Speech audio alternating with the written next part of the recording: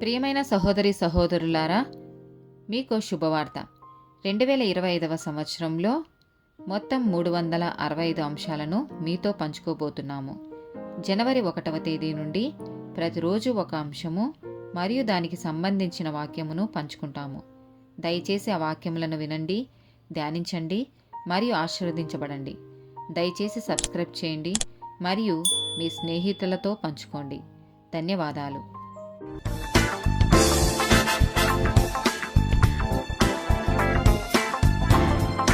144th day topic స్నేహం. మొదటి కొరింథీయులకు రాసిన పత్రిక 15వ అధ్యాయము 33వ వచనము. మోసపోకుడి, దుష్ట సాంగత్యము మంచి నడువడిని చెరుపును. సామెతల గ్రంథము 13వ అధ్యాయము 20వ వచనము. జ్ఞానుల సహవాసము చేయువాడు జ్ఞానము గలవాడగును, మూర్ఖుల సహవాసం చేయువాడు చెడిపోవును. సామెతల గ్రంథము 22వ అధ్యాయము 24వ వచనము. కోపచిత్తునితో సహవాసం చేయకుము, క్రోధము గల వానితో పరిచయము కలిగి ఉండకుము. సామెతల గ్రంథము 27వ అధ్యాయము 6, 9 వచనాలు. మేలును కోరి స్నేహితుడు గాయములు చెయ్యును, పగవాడు లెక్కలేని ముద్దులు పెట్టును.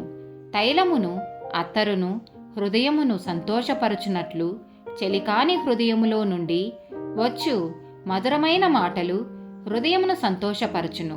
సామెతల గ్రంథము 28వ అధ్యాయము 23వ వచనము.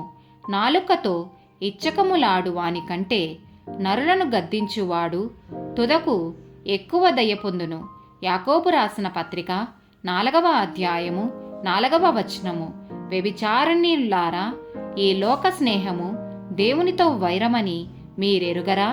కాబట్టి ఎవడు ఈ లోకముతో స్నేహం చేయగోరునో వాడు దేవునికి శత్రువగును. ఆమేన్.